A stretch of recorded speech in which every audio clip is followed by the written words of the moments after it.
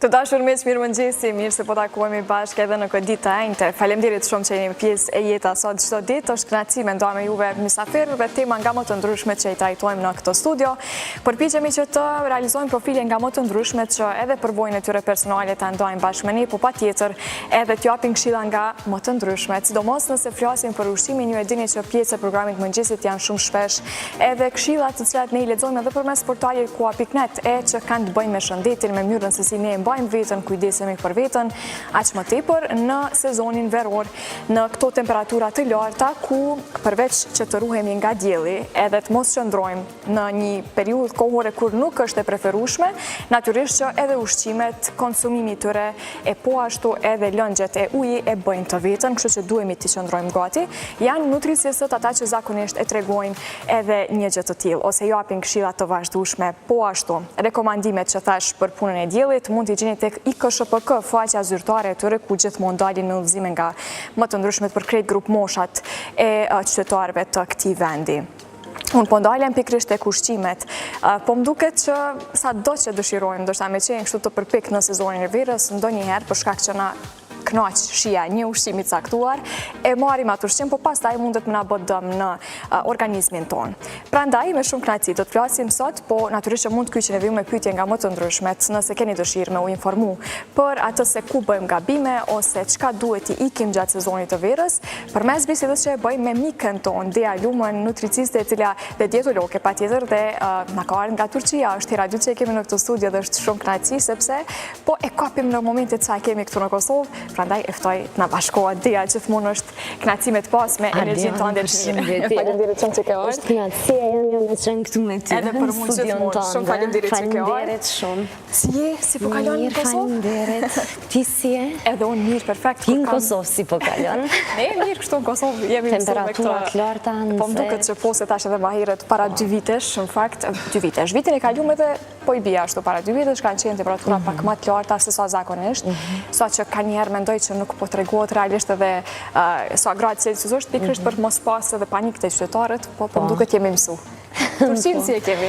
Turqia është njëjtë, mirë po tash në këto kohë të fundit, këtë javën e fundit me shije, me vërshime, do të po ndryshon me njëherë temperatura, nga temperatura shumë të larta, me njëherë po binë temperaturat, të shohim këtë javë si do t'jetë. Edhe aq më tepër kur je në Prizren, edhe pse e di që qëndron edhe këtu në Prishtinë, po atje kemi gjithmonë 2 gradë pak më shumë. Prizreni, Gjakova. Prizreni. Një farë ngulfatje në vete, po e di që din me menaxhu këtë pjesë.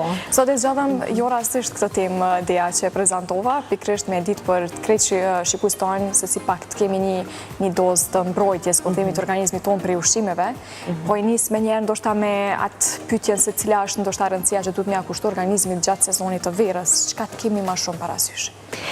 Gjatë sezonit verës, tash për shkak të temperaturave të larta, ndryshimin temperaturave, vazhdimisht ndryshon edhe tretja e ushqimit, edhe sistemi gastrointestinal, tretja ushqimit në lugë dhe në zorë.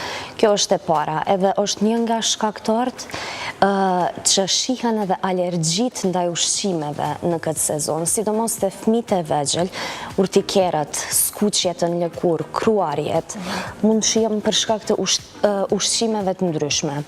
Shkaktari i parë është ushqime. Cilat janë këto ushqimet? Mundet me qenë drethzat, mundet me qenë pemë të ndryshme tropike, cilat nuk i konsumojmë zakonisht në Kosovë. Mirë po janë pemë, për shembull, fruti yllit, fruti dragonit, që tash ka fillu me hyrë në tregë në Kosovë kapak, edhe janë të huaja për organizmin tonë. Shkaku i dytë është se, për shkak të temperaturave të larta, permeabiliteti i zorëve rritët edhe alergjent i përthith më shumë. Edhe për këtë arsye, do të të në këto temperaturat larta, njerëzit duhen me pas kujdes, sidomos të fëmijët. Mos ju japin ushqime të cilat nuk i kanë provu ma herët, të cilat nuk i njeh trupi, ose ushqime alergjente në sasi shumë të lartë. Për shembull, çka është kjo drethzat? Drethzat fëmijët duhen me i konsumu në sasi ka 4-5 kokra për njëherë, jo ma shumë se kjo, duhet të pritet, nëse nuk ka ndonjë reakcion alergjik, mundet edhe ditën tjetër me konsumu. Mirë po, konsumimi kronik, për shembull çdo ditë për një kohë të gjatë, 1 javë, 2 javë, mundet me shkaktu alergjin në kohë të nxehta. Tjetra, çka mundet me qenë konsumimi i akulloreve, edhe fëmijët, edhe tritunit, kemi qef në kohë të nxehta me hangër akullore. Mirë po, akullore gjithashtu i përmbajnë edhe aditiv të ndryshëm, ngjyrus, ëmbëlsus të ndryshëm, edhe pse ëmbëlsus nuk munden me kriju alergji, këto munden me kriju barkëqitje, me shkaktu barkëqitje, dhimbje të stomakut, edhe për këtë arsye akulloret e paketume, sidomos do që janë me akuj, me ngjyrat, cilat janë të rrezikshme edhe për fëmijët, edhe për tritund, duhet më konsumu sa ma pak ose hiq. Tjetër, çka mundemi me thonë për sigurinë e ushqimit, në fakt në kohë të nxehta, jashtë shtëpisë konsumimi i majonezit duhet me u ndërpret totalisht. Se majonezi përmban proteina të vezë, edhe veja në fakt nuk është e pjekur në majonez, sidomos në disa vende që e bojnë majonezin vetë. Edhe yndyrë përmban, po menoj vajra, si vaj ulliri ose vaj lule djele, edhe kjo mundet me përmbajt patogjen, pra mikroorganizmat damshëm për organizmin. Tjetra është konsumimi i mishit edhe produkteve të detit. Mishi gjithashtu mundet me kriju patogjen në kushte jo të përshtatshme për ruajtje ose për pjekjet mishit. Në rastet kur mishin, për mbi mish e kemi një shtres si jarg, kjo ndodh te pula shumë shpesh edhe e kom pa që shitet edhe në atë mënyrë pula edhe konsumatorit çka bën në këtë rast, e blen atë pul, e lan. Gabimi më i madh që mund ta bëjmë për sigurinë ushqimore. Nuk duhet? Asnjëherë. Nëse për mbi pul është një shtres si jarg, atëra ajo pul nuk është e përshtatshme për konsumim. Sepse veç kanë fillu me u shumu bakteriet patogjene. Gjithashtu pula nuk lahet, asnjë lloj mishit nuk lahet, përveç se peshkut kur e pastrojmë vetë edhe me njëherë i largojmë organet e mbrendshme edhe halat e peshkut. Tjetra thash produktet e detit. Produktet e detit, frutat e detit, për shembull, në meny në Shqipni, në vendet bregdetare, janë të përfshime shumë.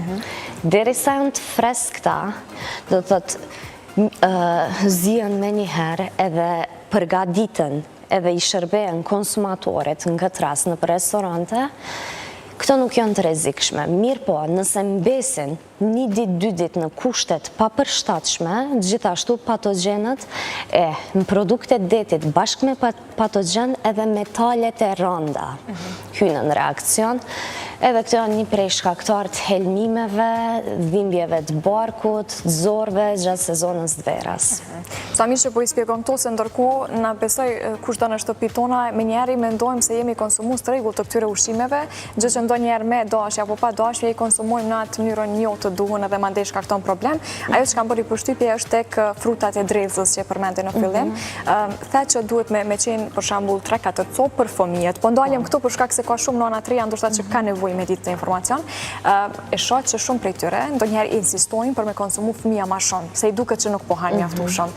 Sa gabojnë këtë drejtim kur e bëjnë fëmin detyrimisht ta marrë edhe një, si me thonë, edhe një frut shtesë ose edhe një lloj ushqimi tjetër, edhe më shumë. Tash normalisht me hangër fruta, me konsumu fruta është një shprehi të cilën ja mëson prindi fëmis. Fëmit mësohen prej prindve se çka kanë me hangër, çka kanë me pi.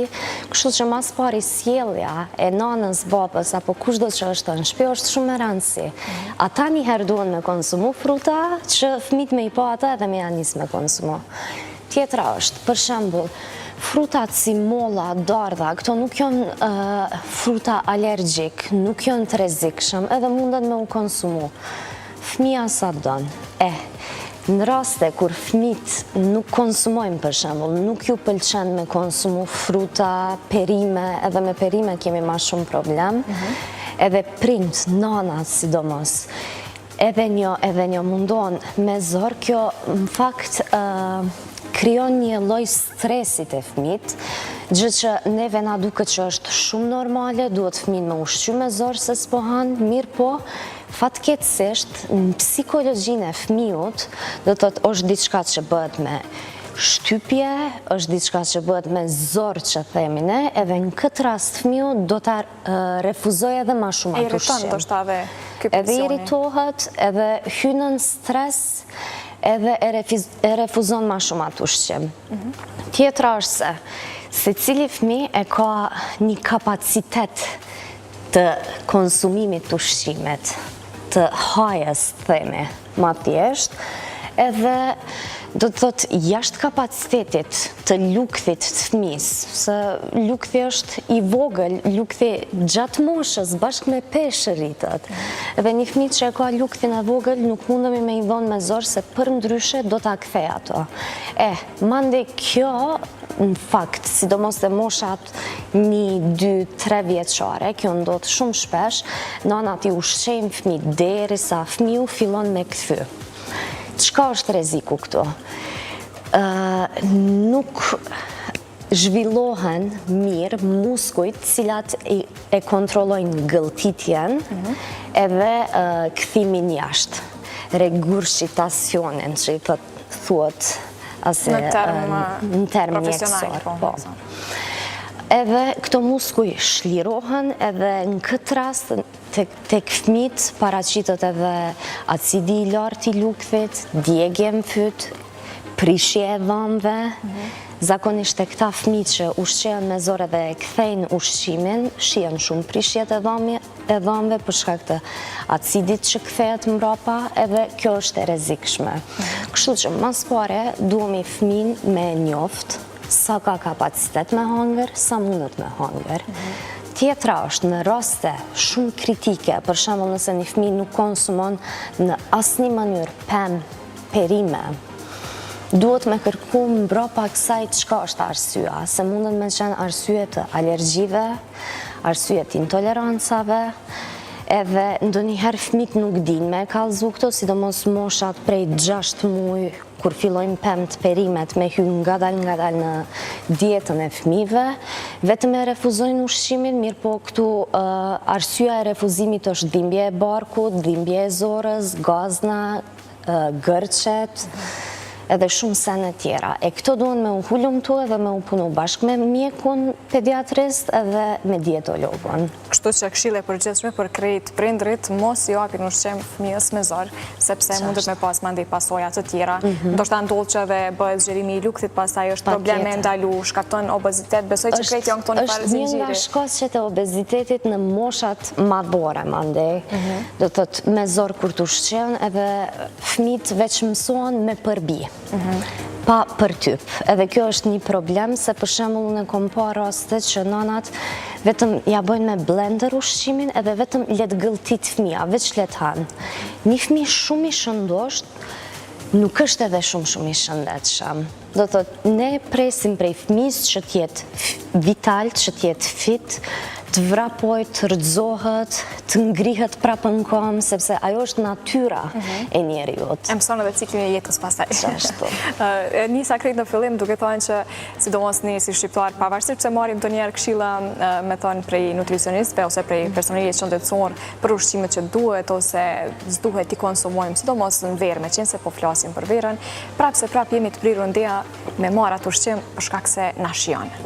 Tash nisemi secili prej vetës, edhe unë, edhe ti, ndoshta për ushqimit e zgarës që zakonisht kërkohet apel i rregullt për mos me i marrë. Trego pa gabimet që konsiderojnë që ne si shqiptar i bëjmë në sezonin e verës me ushqim. Tash kur jemi të ushqimet e zgarës, çka është aminet aromatike formohen tek mishi që piqet në zgarë.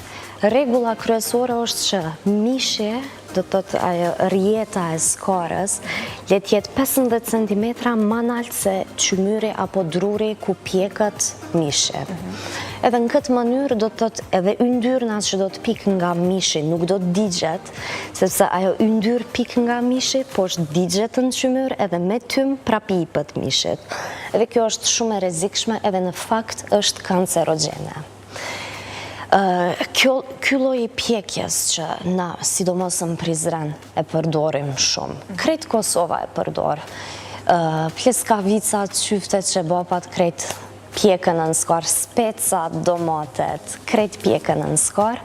Do të kjo është një nga metodat e rrezikshme. Mirë, po qysh muj me ullë rrezikun, do të me largu qymyrin, zjarin, nga mishi për 15 cm, mundet me qenë deri 20 cm pa problem. Mirë po, 15 është kufiri minimal. Tjetra që ka mundemi me bo është që me përdor mish me yndyr më të zvoglume, që mos shkrihet shumë yndyr, mos digjet shumë yndyr, edhe mos del tymi shumë. Tjetra është, në raste kur vrejmë, për shembull që ka shumë tym, del shumë tym prej skarës, në atë moment duhet me largu mishin, që mos dëmtohet mishin nga ajo, edhe mishi mos digjet, se është një shtrese fort e ke vrejt, mas pari është mishi i fort me një hera afër skarës, sa ma i fort është mishi, do të thëtë mishi ka qenë ma afër zjarit poshtë.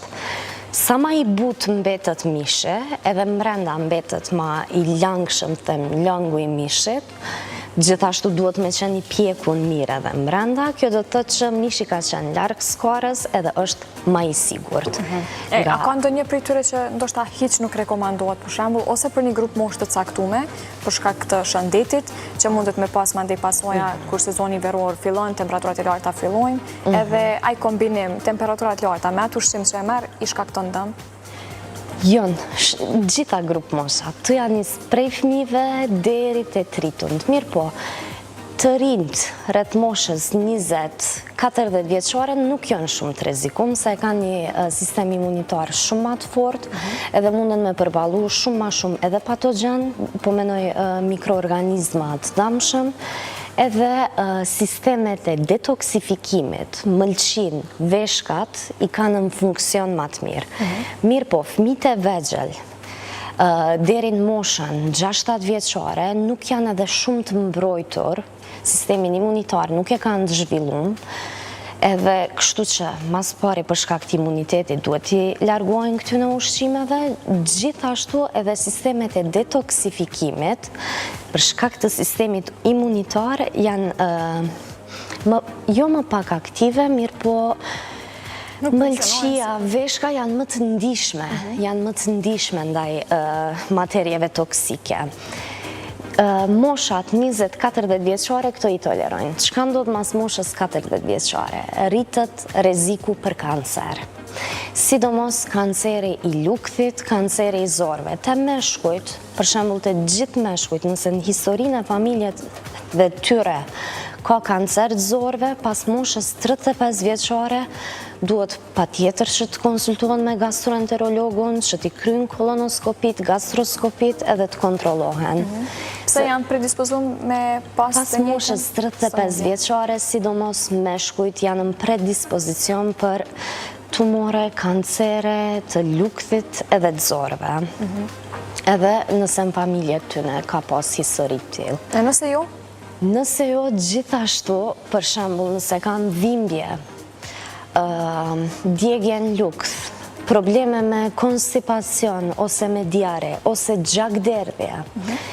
Ne kemi problemin me meshkujt, se meshkujt këto nuk e tregojnë. Femrat kërkojnë zgjidhje, edhe është ma lehtë edhe me i diagnostifiku në kohë të hershme, edhe me i trajtu.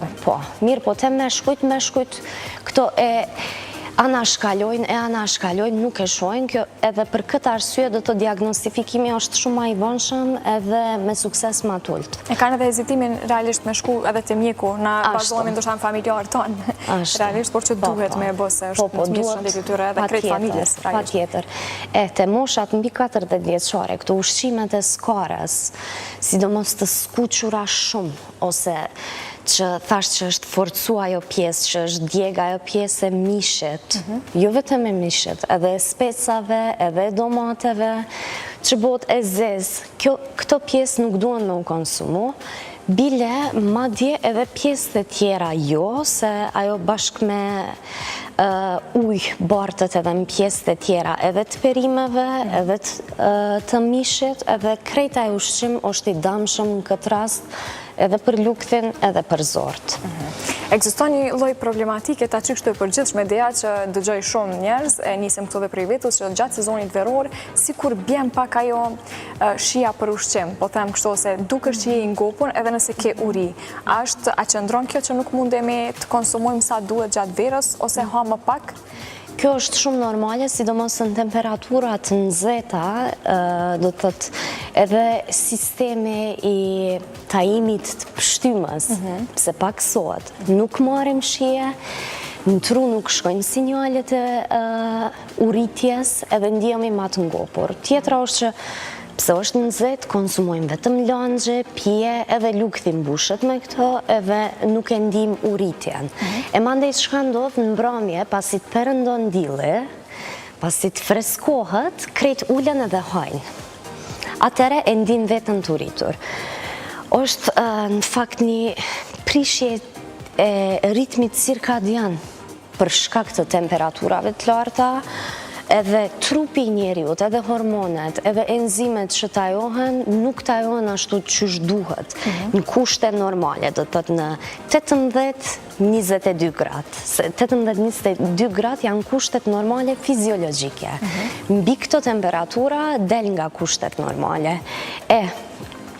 Çka ndodhe në këtë rast, gjatë ditës nuk hajnë, në mramje hajnë, edhe për shkak se nuk kanë konsumu ushqim gjatë ditës, kanë deficit të kalorive, edhe ndihen edhe më të uritur, këtëherë në mbrëmje anohen vetëm në ushqimet që janë me kalorit në alta, edhe në bruna.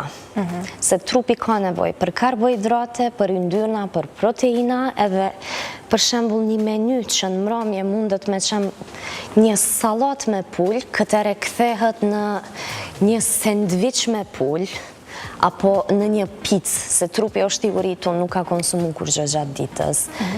Në disa raste, në raste për shembull kur personat dëshirojnë që të humbin peshë, edhe e shfrytëzojnë këta, nuk po ha hiç kur gjë. Kjo është e rrezikshme, pse? Se gjatë ditës, bashkë me djersitje, me frymarrje në temperaturat larta, personat kanë me humbe dhe vitamina edhe minerale. Edhe kjo nuk është e shëndetshme që për shembull në temperatura shumë të larta mos të konsumojnë asgjë. Madje edhe me lëkur humbet edhe minerali i hekurit, që është një prej mineraleve më të rëndësishme për femrat, pra femrat cilat djersiten shumë, ose qëndrojnë një kohë shumë të gjatë ditës në temperatura shumë të larta, edhe kanë cikël menstrual, duhet kenë kujdes edhe në humbje të mineralit të hekurit që çon në anemi. Andaj ushqimet si aronjat janë të përhapura në Kosovë. Blueberries, boronicat, po, janë shumë të rëndësishme në këtë sezon, sidomos për femrat të cilat janë anemike, por jo vetëm për ato, për gjitha femrat. E derisa po flet për frutat, automatikisht po m'bjen mend që zakonisht i lëm në mbrëmje edhe ato, mblidhemi krejt familja bashkë, konsumojmë bostanin ose shalqirin që një ndryshe, pjeprin e kështu me radhë. A ka ndonjë vakt ideja që nuk rekomandohet me i konsumu për shembull frutat? Po bazohem disa studime që i kam lexu, që më kanë tregu prej orës 1 të ditës nuk është mirë ndoshta me i konsumu. Tash nuk e di sa janë të sakta, ka të ndryshme. Tregona nga eksperjenca dhe profesionalisht që e ke. Ardian, studimet, tash duhet mi këqysh studimet edhe në cilat shtete janë, ose unë për shembull po i shoh do studimet që janë bo në Amerikë që nuk mundesh në asnjë mënyrë me i aplikuar, me implementu në popullsinë e Kosovës për shembull, ose në popullsinë në Turqi, sepse nuk është as rendi, as adaptimi në ato ushqime, edhe ndryshon klima, ndryshon gjithçka ndryshon. Në këtë rast, për shembull, frutat, pemt, perimet përmbajnë fruktozë. Edhe fruktoza, në fakt, populli fruktozën e njeh si një karbohidrat të dëmshëm. Po, mirë po, fruktoza i ka dy lloje. Është fruktoza që gjendet në pemë, edhe është fruktoza që shtohet në pijet energjike, për shembull, në ambëlsina, në akullore, në langje, edhe në sheqer. Pra është fruktoza industriale. Po. Tash, fruktoza në pemë gjendet bashkë me minerale dhe kjo nuk është as pak e rrezikshme. Edhe rrugët e bartjes në organizëm i ka tjetër. Mirë po, fruktoza artificiale, po menoj industriale, në këtë rast në tru vazhdimisht i nxit sinjalet unë jom und, edhe ma shumë sheqer, hala po më hatë, që kjo është? Kretë që të e bën fruktoza industriale. E tash të pëmt, këtë fruktoz na nuk duhemi mu frigu nga fruktoza e pembe, se bashkë me to marrim minerale, fibra, ujë, vitamina, edhe me pemë nuk kemi asnjë problem. Kur duhen me u konsumu? Gjithmonë konsumimi i secilit ushqim duhet mu ndërpre 4 orë para gjumit. Kjo është më e rëndësishmja, sepse lukthi duhet mu pregadit për gjumë. Organet e tretjes, zort, mëlqia, pankreasi, gjitha këto duhen mu pregadit për gjumë, e bashkë me këto edhe truni duhet me mbyllat sinjalin që une jo mund. Duhet me haru ato. Të 4 orë para gjumit mundet me u konsumu ndo një pemë.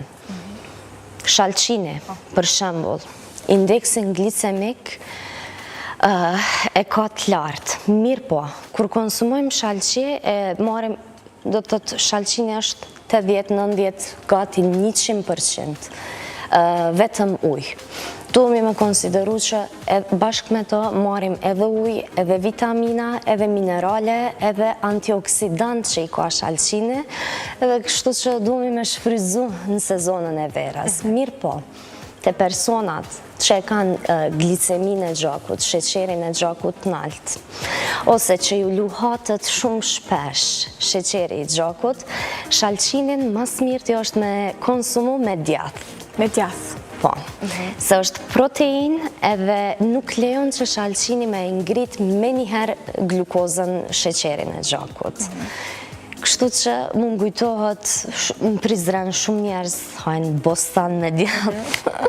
Po, e bëjnë atë kombinimin aty për aty, po, realisht ka shumë zona që. Po, diçka që edhe na Kosovarët e bëjmë shumë, edhe që shkencëtarisht është e vërtetuar që okej, ky kombinim është më i shëndetshëm. Kemi ditë diçka edhe na. Ose bukën rushin me bukë. Po, qashtu. Në Turqi, sa i qëndrojnë gati ndoshta këtij stilit jetesës të shëndetshme? S'po fokusohem ndoshta veç te vera, po kështu në përgjithësi një dallim nëse na e bën midis nesh edhe atje. Një dallim nëse e bëj, në Turqi ma shumë i kushtojnë rëndësi. Ushqimit shëndetshëm, jetës shëndetshme. Tjetra është që në kohët e fundit në Kosovë mu po mbjen shumë mirë, me të vërtet edhe fitnessat, grupet ndryshme të vallëzimit, të platesit, do të njerëz po janë t'inkuadru me sport. Edhe po janë ma t'interesuar për me ushqy shëndetshëm. Edhe në Kosovë, me të vërtet, janë do grupet njerëzve që i kom pa që shumë i kushtojnë rëndësi shëndetit. Mirë po, kur i shoh për shembull ushqimet e shpejta, restorantet, çka ka ofër shpejt diçka, çka mundesh me hangër, prap jemi te ajo pjesa e mishit edhe brum. Ende do të thotë nuk ka në ushqimet shpejta ose nuk e di në restorante, për shembull, edhe unë në Kosovë, kur tulna dika, picë ose mish. Nuk e di ende në cilin vend, për shembull, ka sallat shumë të mirë. Ose edhe vetë restorantet nuk po e promovojnë këto për shkak të mos interesimit, mos kërkesës tregut. E përshtatën edhe qytetarëve kur i din pak a shumë në çfarë rrethi jetojmë dhe çka kërkojmë. Jemi gati duke shku drejt minutave të fundit, po patjetër që ndalemi tek pushimet verore, se shumë prej nesh i kemi tash mend diku në deti, për momenti. Dikush ka qenë, ka fillu sezonën, dikush prej ta shtutje, edhe atje është një lloj dileme se çka të konsumojmë, çka të marrim me vete, dikush i merr edhe termosat në plazhet e ndryshme, po edhe porositë që i bëjmë në për restorante. Ideja çka duhet me patjetër t'i themi jo në listën e ushqimeve në plazhet kudo ku bëjmë plazhe në ditët tona. Tash këtë bregdetin e Shqipnisë, malit zi, nuk po e di, nuk po më kujtohet në fakt shumë, mirë po tash kur po menoj çka shitet në për plazhe, për shembull misre, mundet me qenë një prej ushqimeve të sigurta që munden me u konsumu. A konsumohet ende misre? Po, vazhdueshëm i kemi në për bregdetet për plazhe. Misri i zim mundet me qenë deri diku, nëse është trujt në kushtet mira, edhe nëse e vreni, prap po them, një shtres si jarg, nëse nuk e ka, edhe është e fresk, mundet me u konsumu lirisht. Mirë po, çka nuk duhet me u konsumu, për shembull ushqimet, sendviçat që përmbajnë majonez edhe mish. Mishi mundet me qenë suxhuk, sallam, pull, apo nuk e di sendviça shesin, se kom pa në disa plazhe i bëjnë do sendviça me peshk, tuna e me majonez. Edhe? Krofnet, zakonisht dhe kanë kështu shprehin më të madhe, për shkak se duket që janë edhe më të rujtuna, po pavarësisht asaj lëvizja në për plazh e bën të vetën, edhe në temperatura të larta. Edhe unë për vete, edhe kërkujt nuk ja kisha rekomandu direkt në plazh me i marë ushqimet. Mirë po, munden me i gatu vetë, me i marë frigoriferat, edhe me i bajt ato në plazh. Çka është mirë me bajt? Është mirë me bajt ujë, pemë, perime, se prap perimet, për shembull një domate, një spec, një trangull, mundesh me vrejt kur nuk është i mirë, apo kur nuk duhet me u konsumu. Mirë po mishin për shembull, ose qumshtin, kafe me qumsht. Kafe me qumsht, se kafja ja shtyp shijen e prishun, edhe erën e prishun të qumshtit, edhe sheqeri e shtyp këto, edhe nuk mundesh me vrejt që është prish qumshti, e që mandej mundet me shkaktu barkëqitje, dhimbje, helmime të ndryshme. Kafja me qumsht është e rrezikshme në plazh. Mirë po në vendet sigurta është shumë okej. Tjetra është se disa hotele, disa restorante i kanë bufete hapura, edhe në bufet hapura ka gjithë shka. Ambëlsina, llojet ndryshme të vezëve. Për shembull, vezët më të sigurta gjithmonë kanë me qenë vezët e zime, se nëse ka ndonjë prishje të vezët e zime, me njëherë prej aromës e kupton edhe nuk e konsumon. Mirë po të vezët që janë të përzime, për shembull me speca, me domate, me erëzat ndryshme, prap veza kuptohet, mirë po në fillim të shumimit bakterieve nuk kuptohet. Për atë arsye duhet me u largu pak, edhe të djathi kuptohet me njëherë ndryshimi i erës, i pamjes, myku, e qka është diçka shumë e rrezikshme që nuk vrehet me sy buka. Pse? Pse kur formohet myku në bukë, në fazat e para nuk shihet. Nuk jap shenjë. Po. Edhe për shembull, nëse në një pjesë të bukës është formu myku, gjë që formohet në vendet bregdetare, buka mykët shumë. Edhe e largojnë vetëm atë pjesën ku është myku, edhe pjesën tjetër vazhdojnë ta servojnë, për shembull në restorante ose në bufet hapura, kudo që është. Sporet e mykut kanë me metën në atë pjesën tjetër. Nuk e vren, edhe konsumatori nuk e vren, se në temperaturat e nxehta buka është ma e butë, ma e njom, edhe nuk është shumë e thatë. Edhe për këtë arsye konsumatori nuk e vren këto. Çka ndodh me këto? Kjo në kohë të shkurt, për shembull konsumimi 1 copë, 2 copë te personat e rritur, e kom fjalën, nuk shkakton kur gjë. Mirë po, copa e tretë shkakton toksicitet në mëlçi. Mandej rezultatet e kësaj nuk munden me u para pa. Te fëmit edhe sasit ma të vogla janë shumë të rrezikshme, kështu që unë e nanave ju kisha rekomandu që nëse udhtojnë apo bëjmë pushime me fëmi, sidomos të kenë kujdes në bukë. Shumë rekomandime të duhuna, dhe me të vërtet mënyrën që i spjegon të bën me pa vizualisht. Edhe kjo besoj që është shumë e thjeshtë dhe kapshme për audiencën tonë. Në fund fare, ndoshta edhe për ujin pak po ndajemi, për me tregu sa me konsumua. Du t'jetë pak, s'po them dy fishës, ndoshta mos është shumë, nuk po di saksisht që rekomandohet në krahasim me ditët e tjera të zakonshme, verës sa me shtu dozën, edhe përveç ujit. E di që qumshti është një prej pijeve hidratuse, nëse nuk e kam gabim, apo dhe kafja, rekomandohet disa herë. Si na e përshkruan këta? Uji, mas pare, në kushte normale, uji duhet me në konsumu 35 mililitra për kilogram. Këto mundet me llogarit gjithë kush për vetën e vetë. Në kushte, në temperatura shumë të larta, për shembull, kjo dallon edhe prej personit të person, nëse nxehet shumë, gjithë që këto temperatura na rekomandojmë deri në 47 mililitra për kilogram. Gjithë që kjo i bjen mbi 3 litra. Normalisht, në kushte normale, në temperatura mbi 25 deri në 32 gradë, trupi hup 1 deri 1 litër e gjys ujë. Edhe këto e shtojmë vetëm ekstra e marem. Mirë po, temperaturat janë shumë atë nalta, edhe duhet me pas kujdes në konsumimin e ujit. Qysh mujna me kuptua kena konsumu ujt mjaftushëm, se në disa raste edhe konsumimi shumë i tepërt i ujit është shumë i rrezikshëm, sepse humbën mineralet edhe mund vjen deri te alivanosja, trahunat e prishurat zemrës, humbja e vetdijes, edhe kjo është shumë e rrezikshme. Domethënë konsumimi i lartë i ujit i shkakton edhe këto. Po. Si mundemi me kuptu sa kemi nevojë për me konsumu ujë? Në fakt është në internet mundet me gjetë gjithkush është një qarti urinës. Sipas ngjyrës urinimit, do të thotë mundet me kuptu personi se sa ka nevojë për me konsumu ujë. Ne gjithmonë e kërkojmë ngjyrën më të qeltë, që është si ujë me limon them, atë ngjyrë duhet me rujt, që trupi me qeni hidratum. Kur jemi te pijet e tjera, si për shembull kafja është dehidratuse në fakt.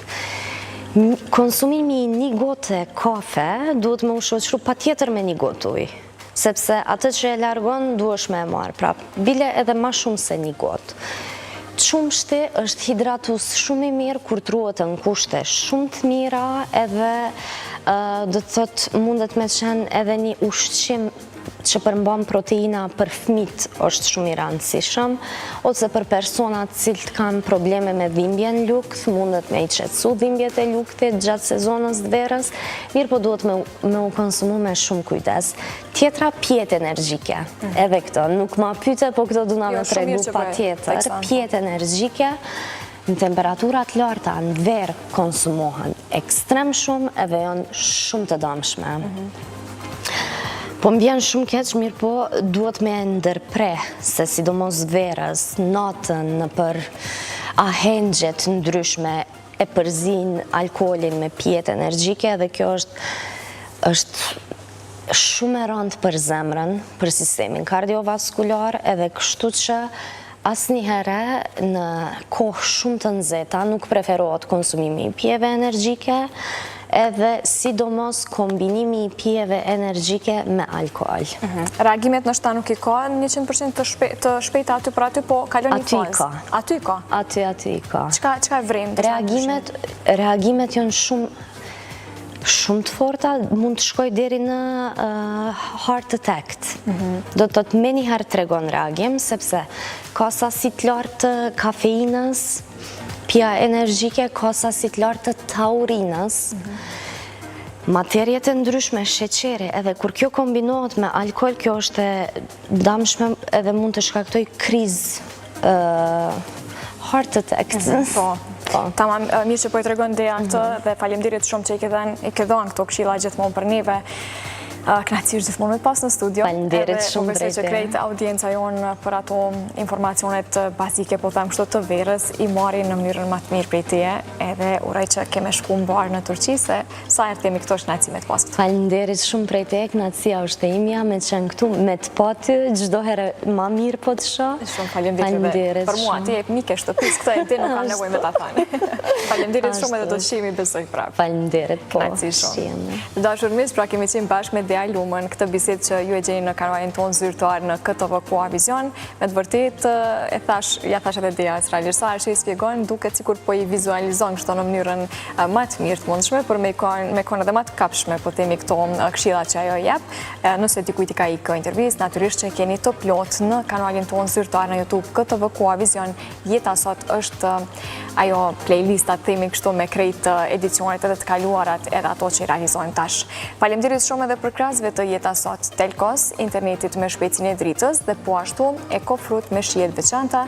Një falënderim i bëj edhe butikut Amari Center që më ndihmon me veshjet e mia çdo ditë. Ne do të shihemi nesër flasim për resurset tona kulturore që i kemi trashëgimin po ashtu dhe sa po ruhet kjo gjë në Kosovë, a kemi kriju tradit edhe vedisim në këtë aspekt, do të tregoj njëri prej ekspertëve të lartë të turizmit që na vjen nga PEA. Do të shihemi nesër, mirupafshim.